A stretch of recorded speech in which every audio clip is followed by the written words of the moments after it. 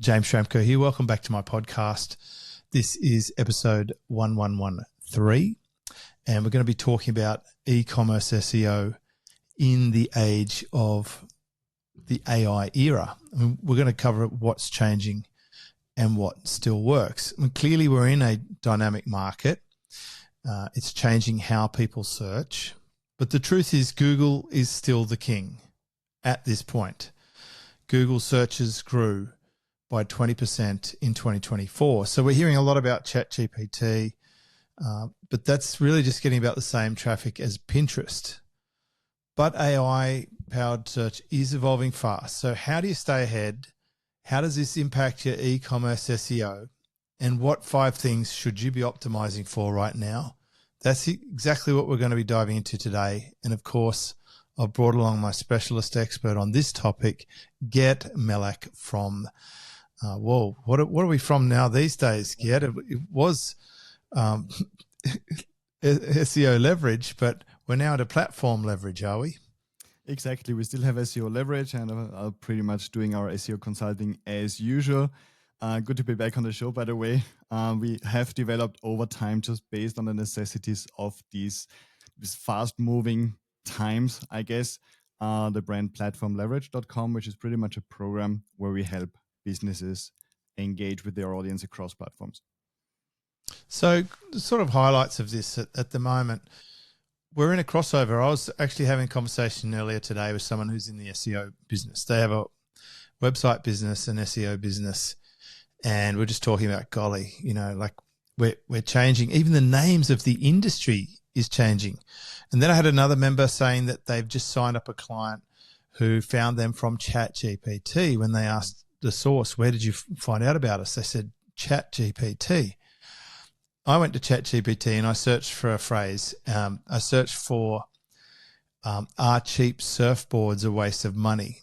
And guess what ChatGPT threw up? It threw up my YouTube video for my surf channel in the search result as a helpful video that might be great for me to go and investigate further. So I'm seeing it. I'm just wondering if the man on the street or the small business owner or the e-commerce store in particular, which is probably where we want to focus on for this episode, are they seeing it? Is it changing the landscape yet? Where are we at in terms of the transition? I think it's definitely a very, very important point. So just to give a little bit of a scale, there was just a research coming out.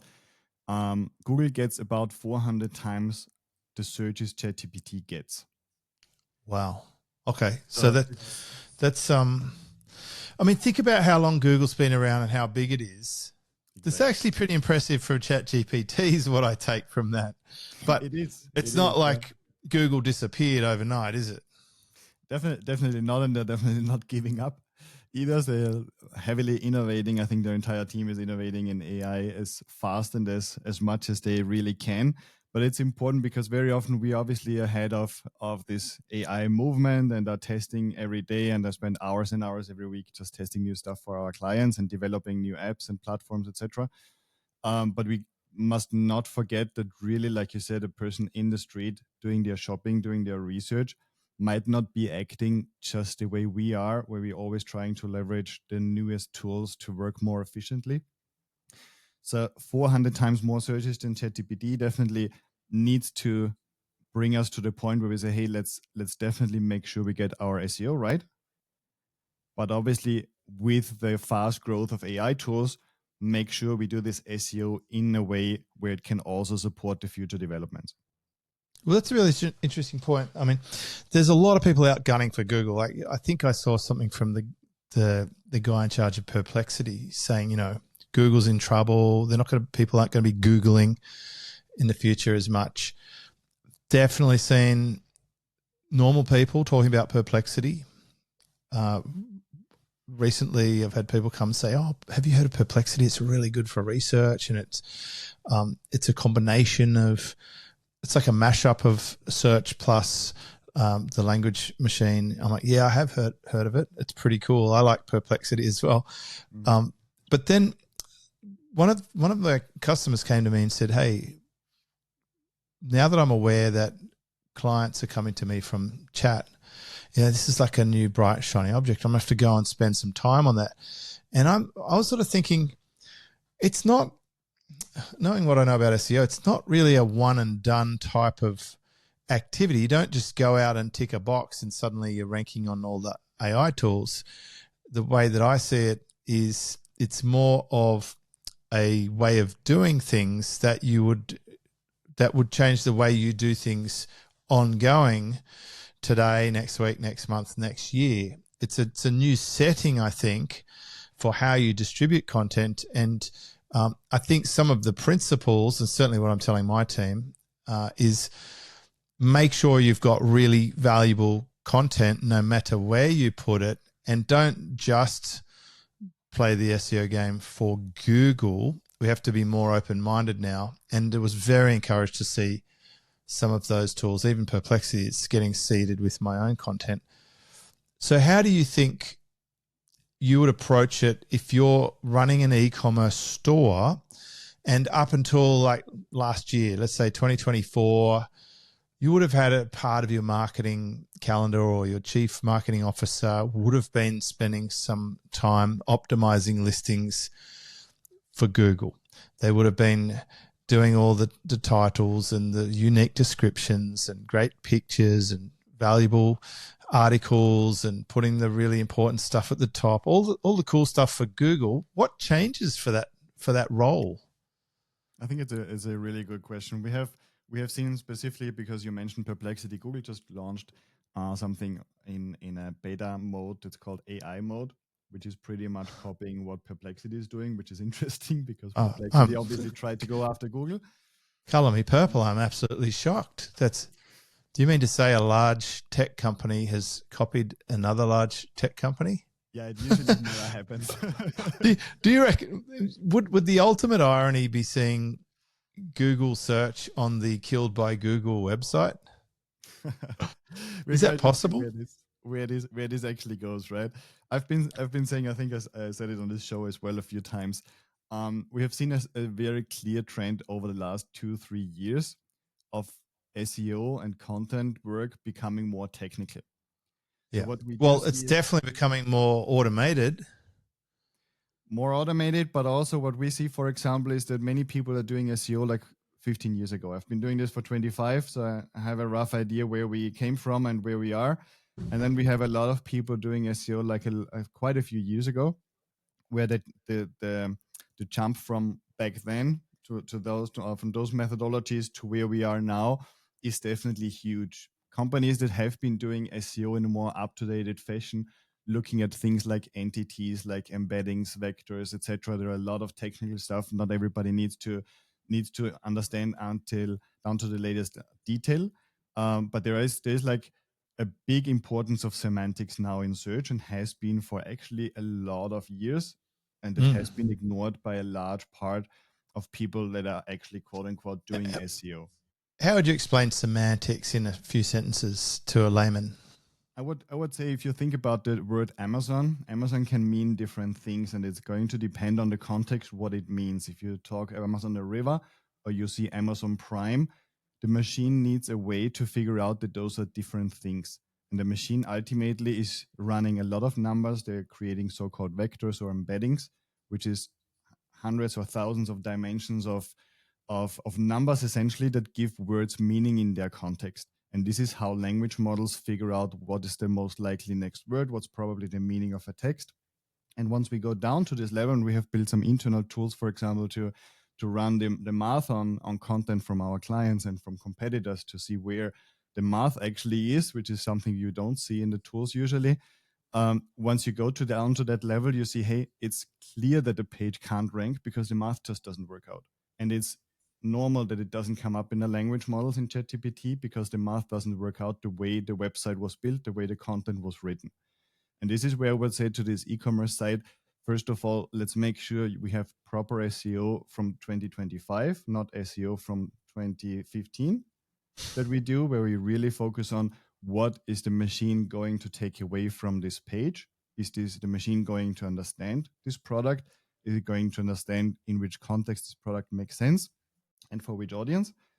And when you're there, you're already halfway there when it comes to language models as well, because ultimately your website is the best database for a language model to learn about your products in connection with your brand. Right.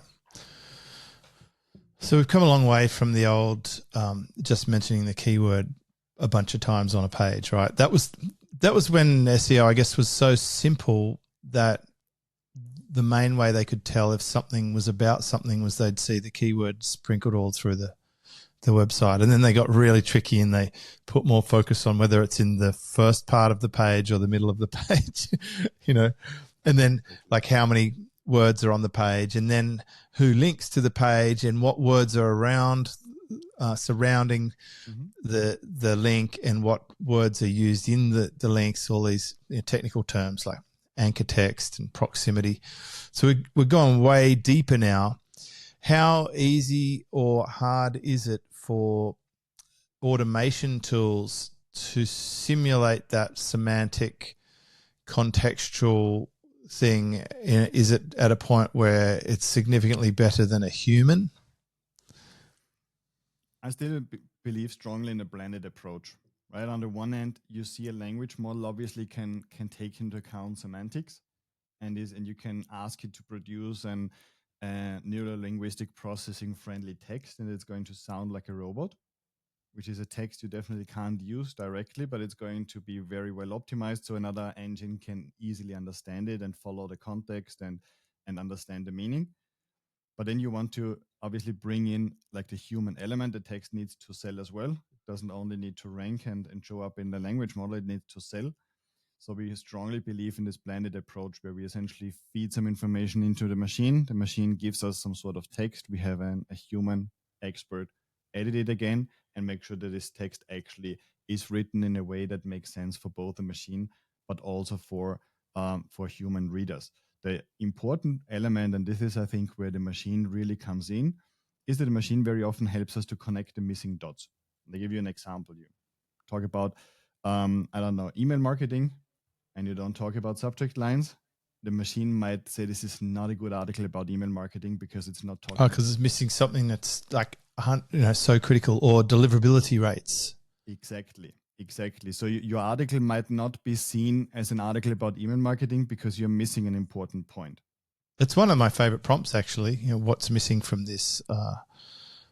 Because I do it naturally, it's good to have that little robot thing. And I remember seeing that documentary, like The Social Dilemma, about how many data points they have on consumers. Like when they knew, I think they had like 3,000 data points or 30,000 data points, and they knew when a lady was pregnant before the lady did, and they start showing them ads for baby products and stuff.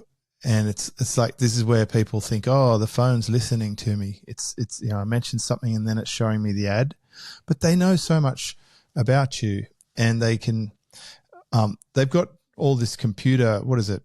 Supercomputers, quantum computing power to crunch what us humans can't really comprehend.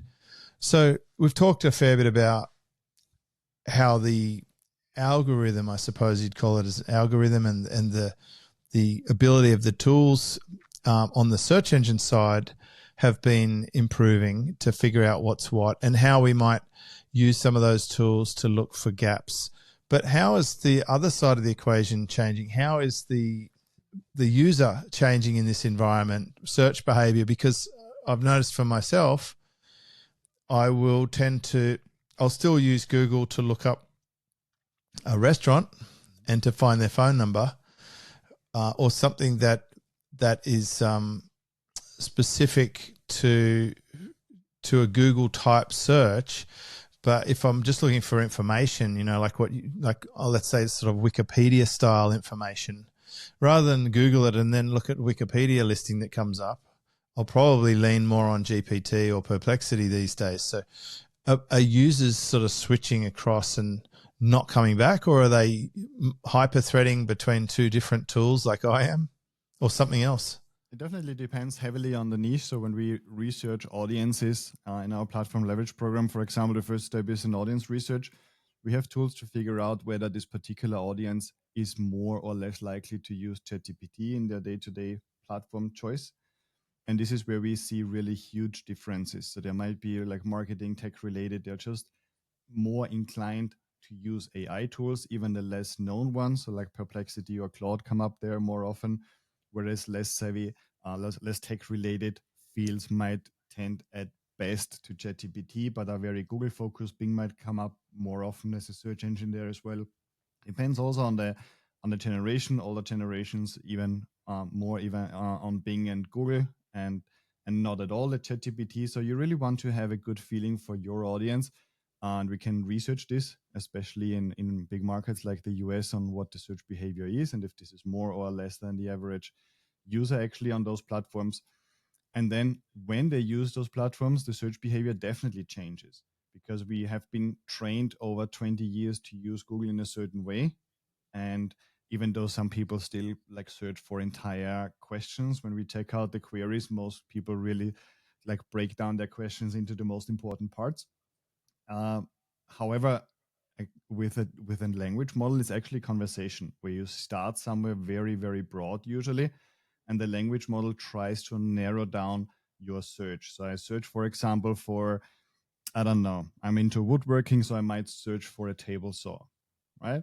And it's going to ask me a lot of questions. And those questions, as SEOs, as marketers, we want to pay very close attention to.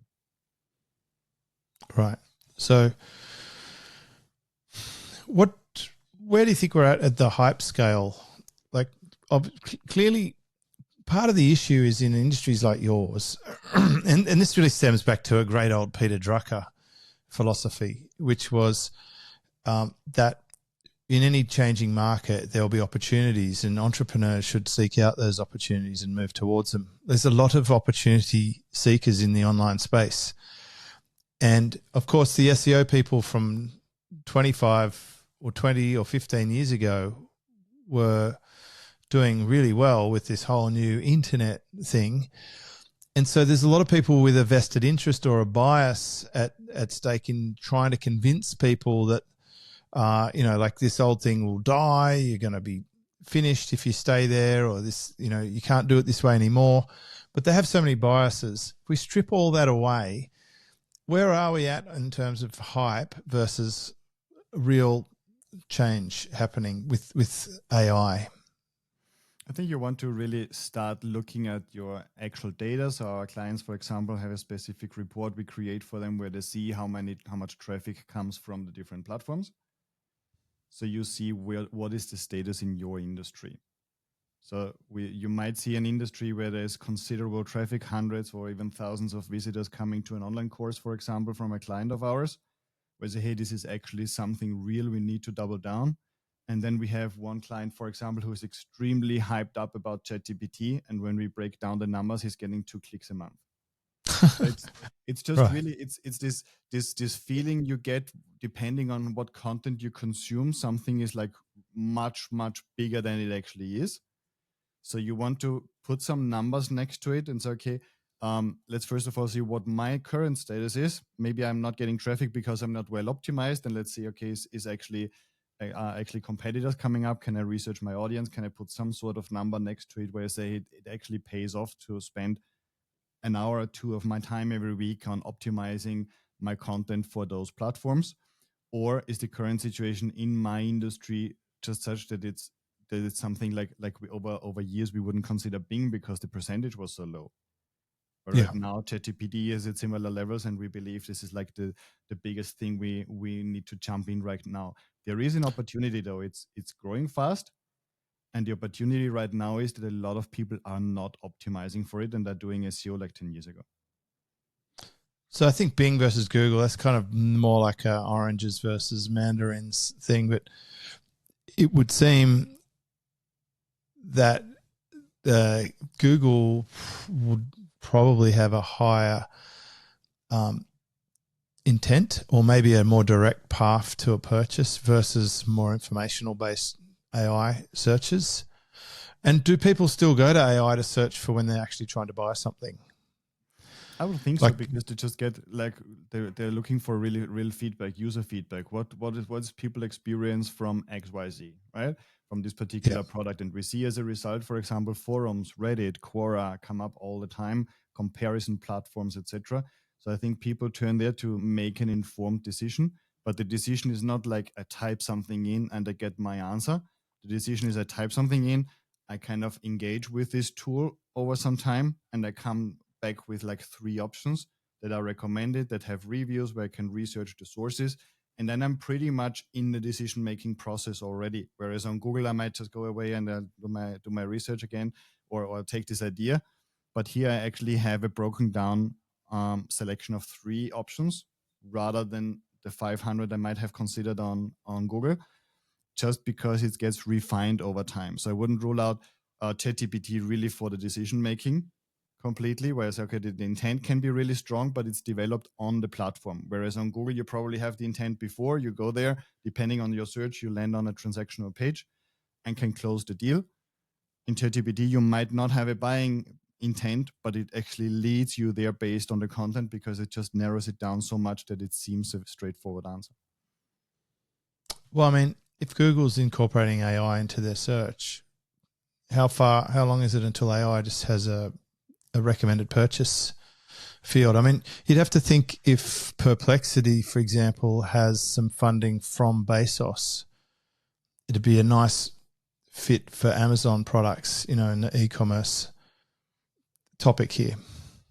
Whoever pays is going to have some sort of advantage, right? We're not going to necessarily be able to figure this out, and there are obviously regulations behind this as well on what they can and can't do, as we have seen with shopping, Google Shopping, Microsoft, and YouTube with Google. There's all sorts of interesting. Exactly. It's not as easy as it could be, but obviously we have strong relationships between Bing and ChatGPT, between Bezos and Perplexity, Google running their own show.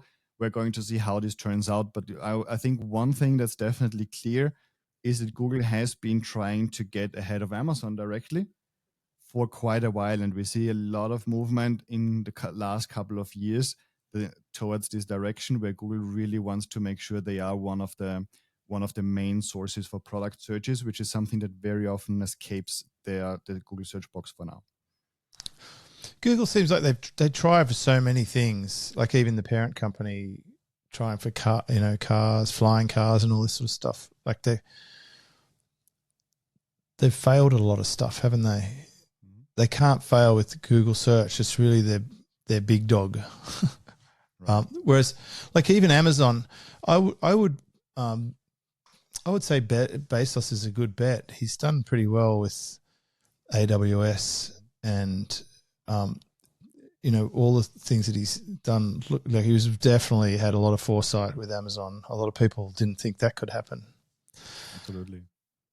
So you're saying that people will search differently on AI. Are people even going to AI to search for e-commerce stuff?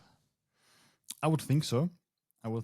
Like what would, let's take the woodworking example. Let's say you had a woodworking e-commerce store and you sold all the cool tools, lathes and different types of chisels and so forth. That's the limit of my woodworking knowledge right there. But let's say you sold all these things. How are you practically going to optimize for the AI platform? What's your goal there? The goal is that you pretty much have content that's similar to a normal ChatGPT conversation. So what do I mean by this? I give you an example. Could be that for this particular woodworking example, one of the first questions or attempts the language model is going to take to narrow down the possible answers is to ask you what your level of experience is. Is it for professional use, or is it for beginners? Is this, do you have enough space for a tool? How much space do you have, etc.? So it's going to try to attack your question from different angles. And you can also very quickly see on Perplexity, for example, specifically, Perplexity is breaking down your question into multiple searches. So you do a search on Perplexity and you're going to see it breaks it down into 3 different searches. That's what I think it's one of its strongest features is the next query that you click on it's very clever. It's like a choose your own adventure. I mean, is this too simple? I'm just thinking out loud here. If AI wants to serve up an answer that is like AI, surely you could go through the query as a purchaser of your e-commerce products and then save all of that and have it reformulated into an SEO article or several articles based on the conversation you just had with it. You definitely want to try to reverse engineer where does the answer probably come from, and also what kind of pages are cited. So very often, for example, in e-commerce, you're going to see CDNet cited for software, very often CNET, for example, or for products, Wire, etc. So you see those pages cited. So first of all, you want to see, can I actually get onto these pages? Can I get my product to those comparisons or my brand up there? Because it's obviously a source this language model considers. Then obviously your own website can also be a source, but I just did a research, for example, for a Mac laptop. Apple wasn't a source. I had 4 other platforms. Apple wasn't one of the possible sources. Why? Because my question was geared towards a small Apple laptop. And this is not the way Apple talks about their products on their website. So why should the language model bring them up? So it's not that it understands that obviously Apple should be one of the sources and let's put it up there. It's trying to match the content from your query, from potential answers, with what you have on your website. And if there is no match at all, you're just not going to come up. I think that's why the ChatGPT brought up my video on the topic of the surfboard query, because my video was exactly on topic and broke down all the pros and cons. And we even replicated the video onto our website. This is one small thing we do, and I've noticed some other podcasters haven't done this. Once we publish the YouTube video, the team get it transcribed and then they chunk it into a nice article for our website with all pictures from screenshots of the video that are all labeled with proper SEO attributes. And then they put that on our website, and we're getting ranked everywhere. It's so funny when I've got a custom surfboard being built right now, and I went to look up the model to find out more about it, and my own site came up that the team had made like last year sometime on this model. So I'm going to loop back into my own resource, which is like, it speaks volumes in terms of leverage and team and stuff, but also like all paths lead back to my own website. And so I think what's happening there is we're still working with some of the elements that are unlikely to change, which is to just create valuable stuff. And would it be fair to say that a lot of e-commerce sites are just regurgitating an RSS feed for their SKUs and not creating anything unique or special or valuable? It's definitely the case. So very often what we try to get people to see is that the product detail page is landing page. So this is where you want to convince the user. This is where we want to make sure they have all the information they need in order to make an informed decision. This can be usage videos, this can be FAQs, this can be possible applications, this should be tackling the level of experience a user might have or might need, etc. And very often they're just going to copy and paste the manufacturer text, or now with ChatGPT, everybody is smart and just rewrites this automatically with ChatGPT and thinks this is much better. Ultimately, we're still not giving more value. We're just really restating the same information in maybe different words, but this doesn't make the page more valuable. But what we have seen, and this is funny, you mentioned like this specific answer you had on the video. 18 years ago, I think, when I moved to Spain, my first client I had here in the office refurbishment space, I asked him for a list of specific word-by-word questions his clients asked on the phone or in direct conversations. And he gave me a list, and we started producing content. And we took the exact question with the exact wording and produced an exact answer. And those articles have been driving leads for 18 years. Those articles are training the language models, and those articles are coming up now referenced in language models as well. So a specific answer for a specific question will always be valuable. There might be more or less visibility given to it on Google. We have seen with Reddit, a lot of sites get less visibility to their Q&A style content. but at the same time, they are training very well the language models because they're just providing these answers, these texts that are going to be similar to the query, similar to the possible conversation somebody is having with the language model. So I think this has always been a safe bet. Is one of those things I would definitely try to exploit as an e-commerce site, maybe supported with video, like you're saying. Reddit is very much a question and answer site, isn't it? And little niche forums. I feel like my somewhat extensive experience in forum marketing has given me a very good feel for frequently asked questions, because I don't know how many questions I've answered, but I'm going to guess it's in the region of more than 100,000 questions over the last 16 years now. I answer questions every single day for a living. And I heard this great Reddit technique, right? This person, they go and post a question on Reddit. Let's say your woodworking shop. They go, what's the best lathe to use for, I don't know, softwood if I'm making candlestick holders, right? And then they log in a different account and they answer with a preposterous answer that's very wrong and misleading. And then they sit back and they wait for everyone to come in and correct them and to fix the answer. And so they're generating all this response off their first inquiry, which is quite a funny thing. But I can imagine how that data set would be quite fresh and original and be loaded with context. That would be fantastic for training a language model. Absolutely. And Reddit, on top of that, is largely pretty well moderated as well. So it's very often when people try to be too aggressive, too salesy, etc., they get their account either shadow banned or directly blocked. They have upvotes, so you can essentially also assess the different answers. How often have they been upvoted, and this compared or combined with a few other characteristics is probably a decent guideline on what to use and what not to use as training material. But I think there's also an interesting component here. And as you mentioned, Peter Drucker recommended a book to me the other day as well. It's interesting how he mentioned how to double down on the human element. I found this really interesting. And this also matches what we see where people are searching for this human experience. And I think this is going to be much bigger. One of the best investments people are doing these days is actually building up niche forums, because people want to hear from people like them what their experience was. I mean, he predicted so far in advance the rise of e-commerce and the internet, all the opportunities that are available. I mean, we've seen it pan out in the last 25 years since he wrote that information in particular. It's just so far ahead of the game. I don't know if there's anyone even comparable to Peter Drucker's mind as a business thinker.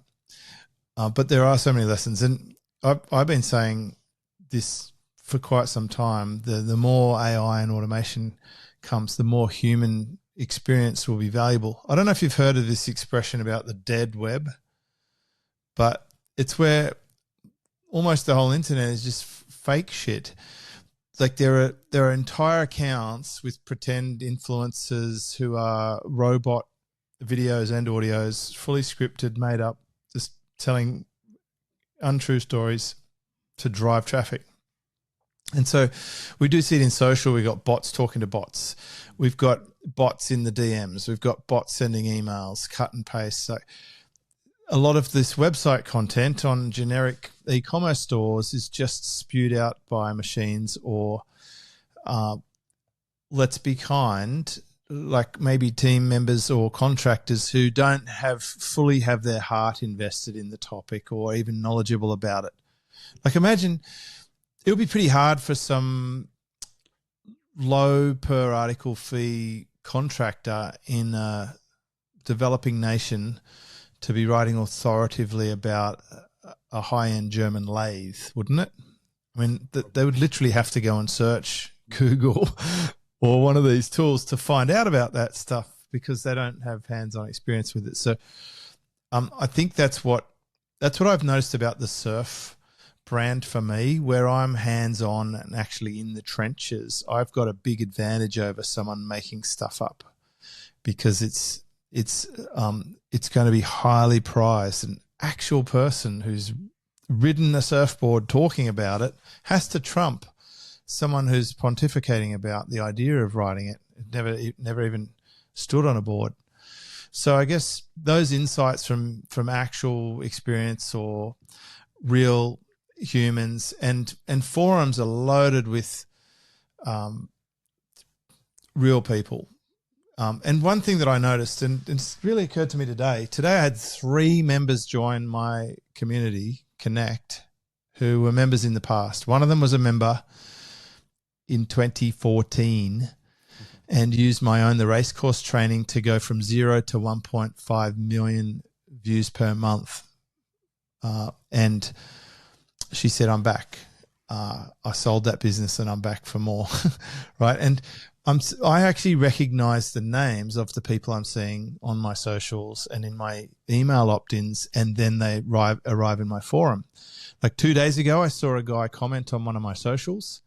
I saw him opt in to my resources page for my podcast, and then today he's joined my community. So he would have got an email from that. So I think there is still a real human thing happening out there.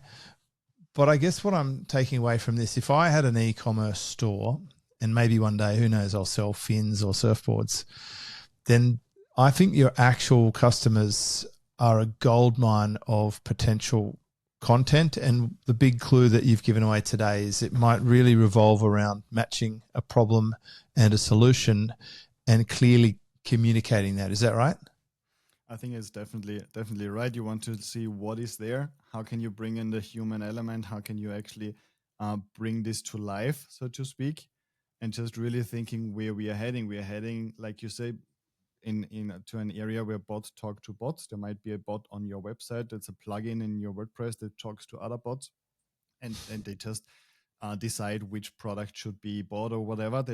This is where we are heading, right? So we still try to think about how people might be searching. Very often it's not going to be people searching. It's going to be your voice assistant. It's going to be your Alexa performing this search, right? Well, and on both ends, right? There was a video I saw of 2 cyborg bots unloading shopping and putting it in the fridge. So imagine this, like your fridge will probably communicate to the supply store that it needs this particular stock. The supply store will automatically pack it and ship it maybe by a drone to your rooftop or something, and then your cyborg will go grab it and then stick it in your fridge. And you weren't involved in any of that. I mean, it's possible we're heading down that path. But yeah, in the bot-to-bot world, where can we stand out? I think it might be cool to talk about 5 practical optimization tips for your e-commerce store. Like, what can we do as at this time, it's 2025, we're in the crossover period now. There's a lot of tectonic plates shifting. Let's nail down 5 things we can do as a practical list. Absolutely, let's do it. The first on my list is definitely the brand. Whatever you can do for your brand to get stronger, be more known, more trusted, more authoritative in your space, the better it's going to be on all platforms.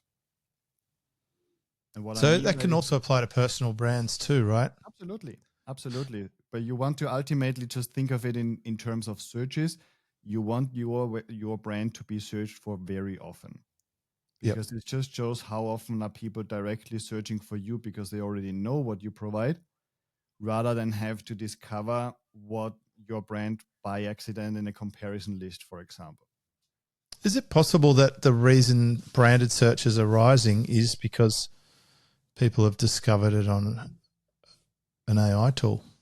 It could be an AI tool. It could be social media. It could be a niche forum. It could be a video they have seen and they just took a screenshot and searched with the image on Google directly in Google image search. We have all kinds of ways to discover brands these days, but with the amount of content we consume, there is a high chance that the discovery actually doesn't happen after a Google search these days, but actually happens across the different platforms, which is why it's so important to actually be present where your audience is, be present there, engage with them. You should be a known name on the main platforms, ideally, because this is just part of building this strong brand that's ultimately going to be sustainable as as a pillar. It has to be good for conversions anyway, right?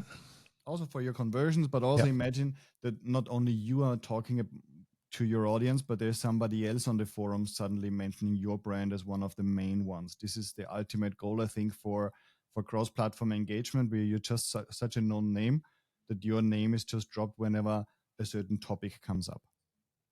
You'd have to think, look at companies like Red Bull, like it's just globally known and has very strong imagery and brand connotations, I suppose. So, yeah, love it. All right. Well, that's good. So action step, anything that we can do to focus on our brand can really improve our visibility and also our conversions. What's number 2? Number 2 for e-commerce sites is definitely the product detail page.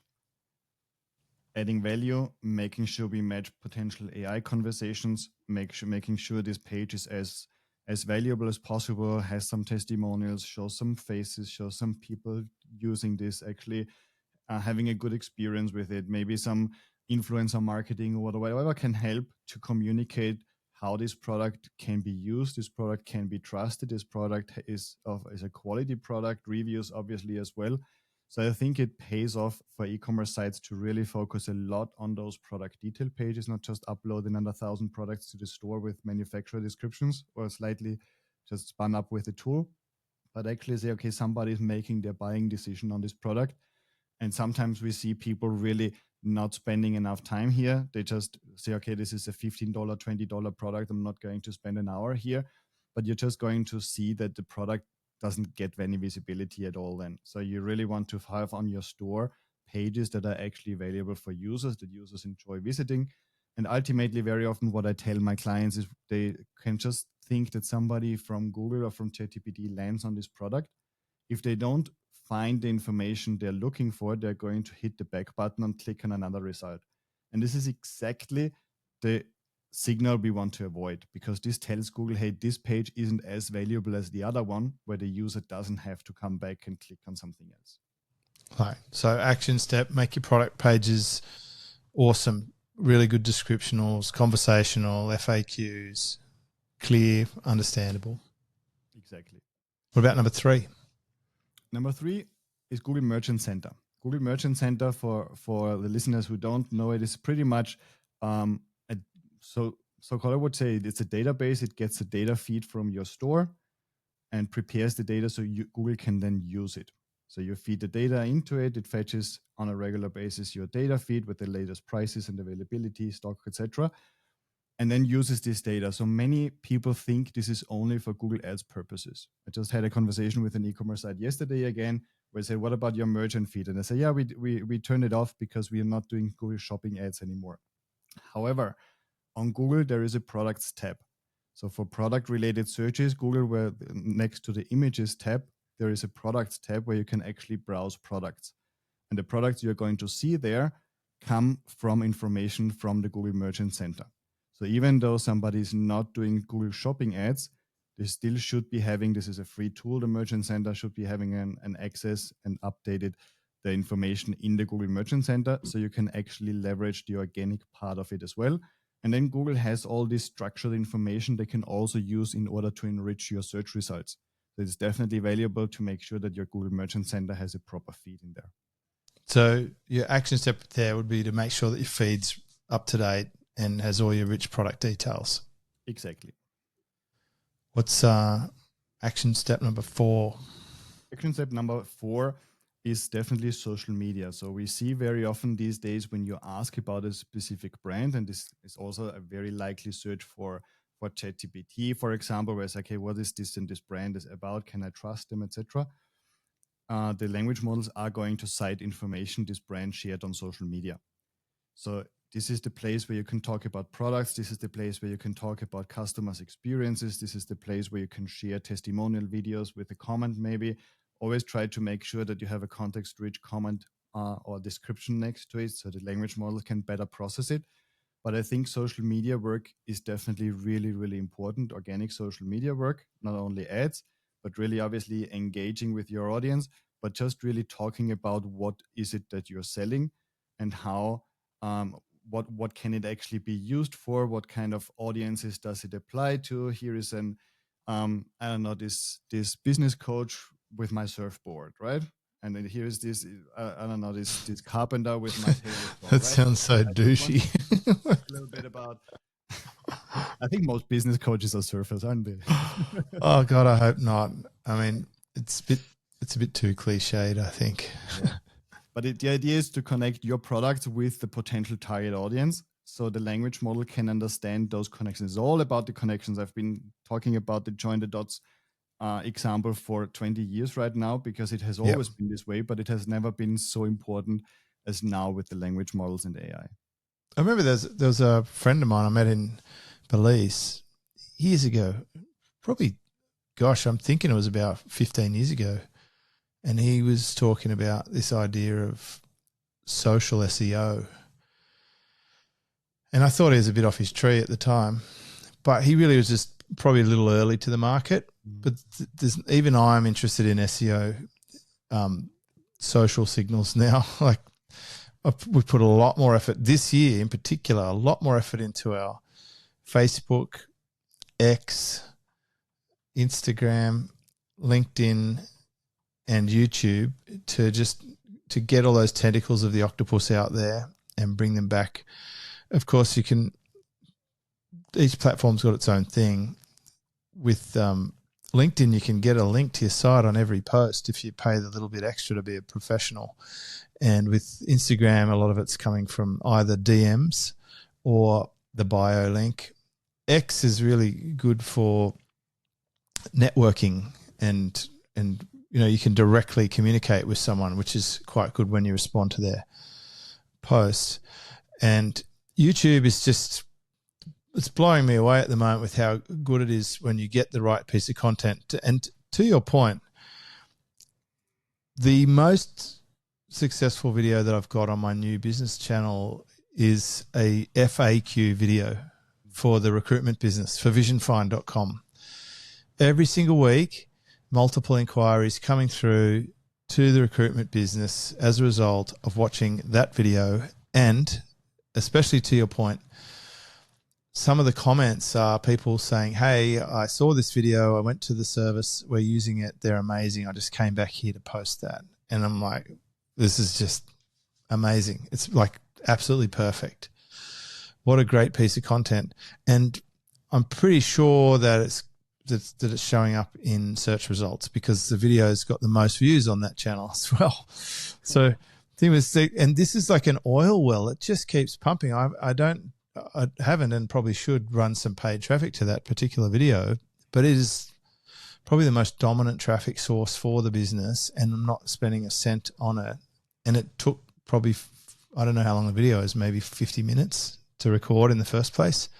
Oh, plus like a few decades of hiring hundreds and hundreds of people. Of course, there's the actual content.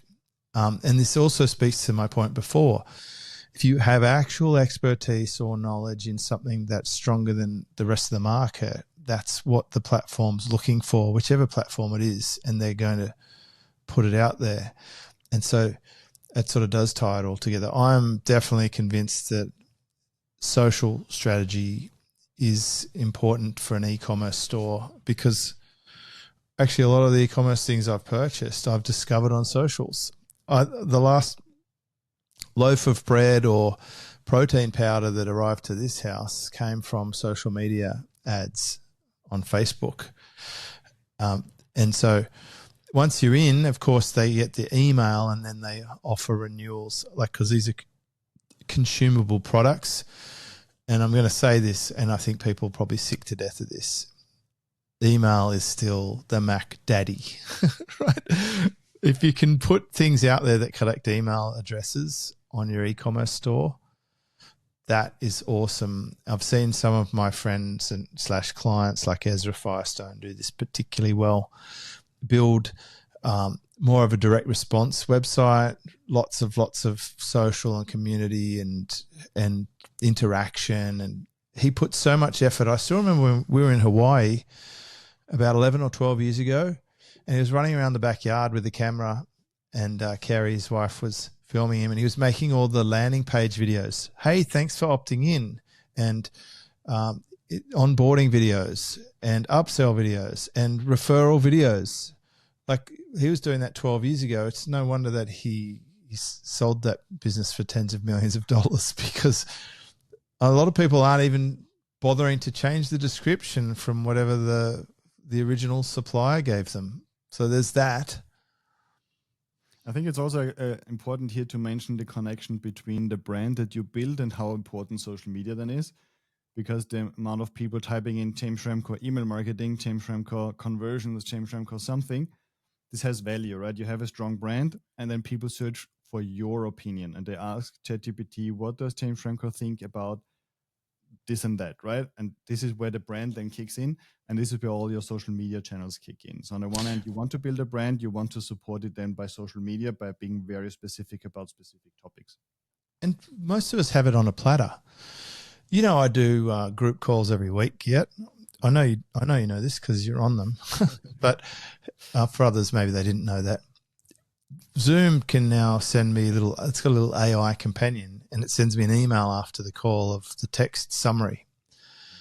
I gather a few weeks worth of text summaries and then crunch them into little video snippets, and then I put the videos back out into socials, and they are literally questions that I've answered in a paid community that go back out to socials as demos or samples, but they're definitely building the brand. They're definitely high value Q&A style content that's relatively unique compared to what else is out there. And I think this is all working together in concert to generate the results that they're generating, which is really good. So I'm curious, if before we wrap up, what do you think is happening next? I know that's sort of putting you on the spot, but I know we can't count on it being the same, that there is definitely evolution happening, if not a revolution. It's just like, this seems to be, to me, as significant as the internet was. Google's hanging in there by the sound of it, if they're still getting 400 times more search volume. People do still search because we don't know the answers, but we know we can go get them. Probably we're still going to be using Google for a while, but we're starting to use these other tools. And websites themselves almost seems like they're having an undercover renaissance, because I know for a fact that because I had websites with a lot of content, that did seed the training models for AI. It's almost ironic in a way that the oldest discipline that people forgot when they all went to social is what's feeding the next thing. I've leapfrogged the whole social boat that I kind of missed by getting back in the next turn. I think there's one, and this is actually the fifth element I think I would definitely recommend, is to double down on what voice search could be. So I'm really waiting, and have been for, actually, I thought it was going to go quicker for at least a year, for the voice assistants to start talking to us like ChatGPT does, and being able to research something and actually summarize the answer. I think this is going to be a huge impulse to AI adoption, where we are going to just start getting used to having a conversation with a device. Like right now, we can have it on an app on the phone, but it isn't as natural as talking to it in the kitchen while I'm preparing my dinner. I could be discussing something, brainstorming something with this device I have there anyway. It could show me on the screen an example, or show a product, or help me with the shopping experience in a more in a smoother way, let's say. I think voice search is really the thing I'm actually waiting for, and I think this is going to jumpstart a whole new game here in SEO as well. Yeah, it's like a frustratingly shit at the moment, especially the Google one. You ask it a question, it says, "Oh, I can't share that with you," or my daughter asked it a question and it says, "Can you let me know who's asking the question, please?"